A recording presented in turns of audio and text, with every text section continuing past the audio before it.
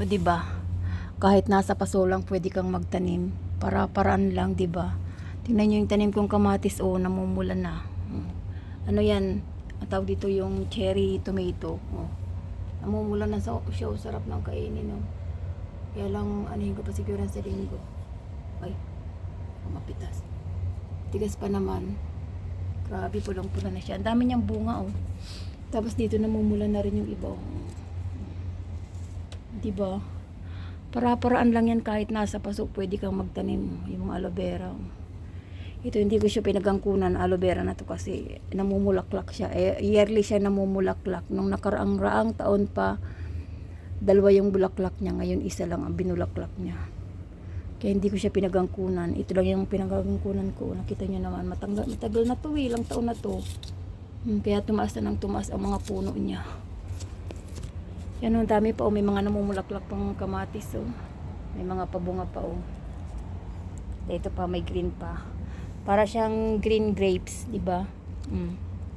Masarap kainin, oh. Green grapes, bango. Kahit dahon lang ang bango niya. Tapos ito yung tanim kong lukban or pomelo.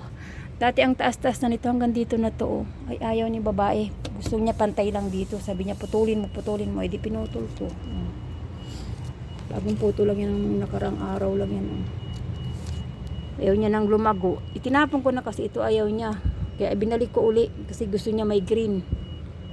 Nang tumataas naman na ayaw naman na niyang tumataos. Patulan daw. Hindi ko na maintindihan si babae. Tapos ito lemon, napigsot na. Kasi ewan ko ba. Yan. Tapos ito yung orchids.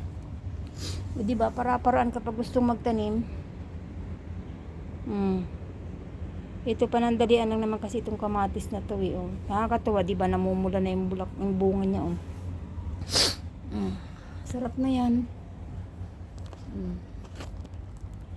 Tanim ko yan. Tanim ko. Ako ang may tanim yan. Nakakatuwa lang, di ba? Para-paraan lang kapag talaga gusto mo magtanim. Para-paraan kahit nasa paso yan. Basta maalagaan mo lang siya. Saka mataba yung lupa niya. Araw-araw lang ng dilig, ng alaga. Parang sa tao lang din yan. Araw-araw mong alagaan. Araw-araw mong diligan. Araw-araw yan. Magiging maayos ang pagtubo, di ba? Ano nga sa utak nyo. Ayan, ang kamatis ng Inday. Di ba? Ang dami pang bunga dito, oh. Nakakatuwa lang, di ba? Tapos ang tanawin ko ganyan.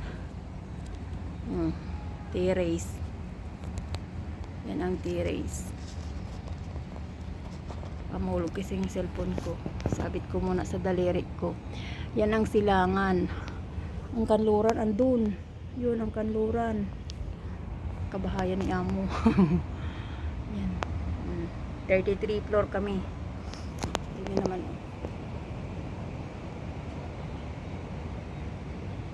Ganyan kami kataas. Tingnan yung bus maliit na.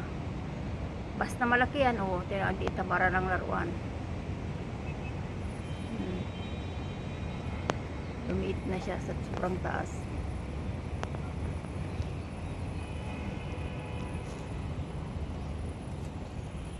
Bay nag-zoom naman ng magsarili.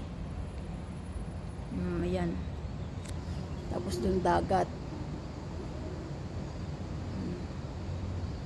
Dun bundok. Bundok at dagat. Mga building din doon sa kabila. Yan ang aking tanawin, silangan. Kaya kapag tag-init, pasok na pasok dito ang init. Kapag hapon naman, doon naman sa kabila ang sobrang init. Yan ang aking tanawin. Mga bundok-bundok pa rin. Doon, bundok na doon. Pero may mga building pa rin. Grabe, parang wala ng supermarket naman. Sana may supermarket sila doon.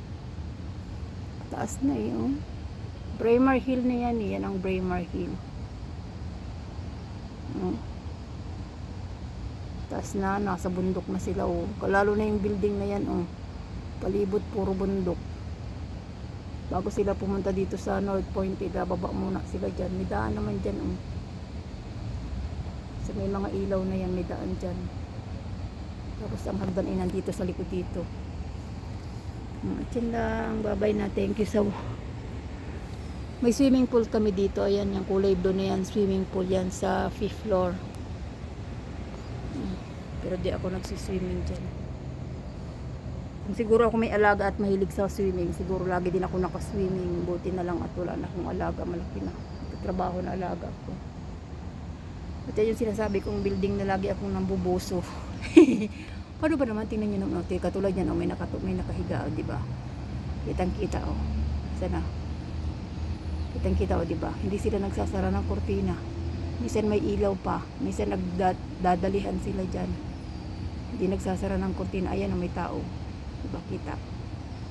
Ayan, katulad nito, yung kwarto na yan, oh. Ayan, yung kwarto na yan, oh. Oh, di ba?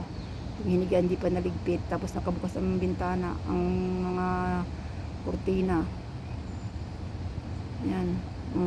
Kwarto yan eh. Mga kwarto. Kaya ako nakakabuso eh. Kasalanan ko ba? Abay di sila nagsasara eh.